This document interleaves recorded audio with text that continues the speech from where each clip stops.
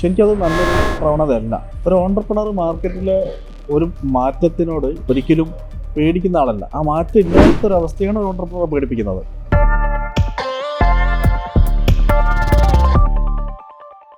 ശരിക്കും ആക്ച്വലി എന്താ ഏത് നല്ല ചേഞ്ചും മാർക്കറ്റിൽ ഒരു ഫിയർ ബിൽഡ് ചെയ്യുന്നൊരു സംഭവമുണ്ട്. ഇപ്പം പല ഓണ്ടർപ്രണേഴ്സും എന്ന് പറഞ്ഞ് പേടിച്ചിട്ട് എന്താ ചെയ്യേണ്ടതെന്ന് അറിയാതെ നടക്കുന്നവരുണ്ട്.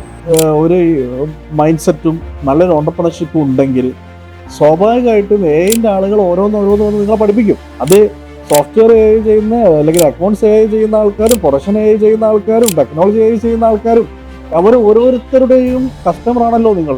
അപ്പൊ അവർ സമയമാകുമ്പോൾ നിങ്ങളെടുത്ത് വന്ന് പഠിപ്പിക്കും. നിങ്ങൾക്ക് അതിൽ 100 കണക്കിന് ഓപ്ഷൻ അവൈലബിളാണ്.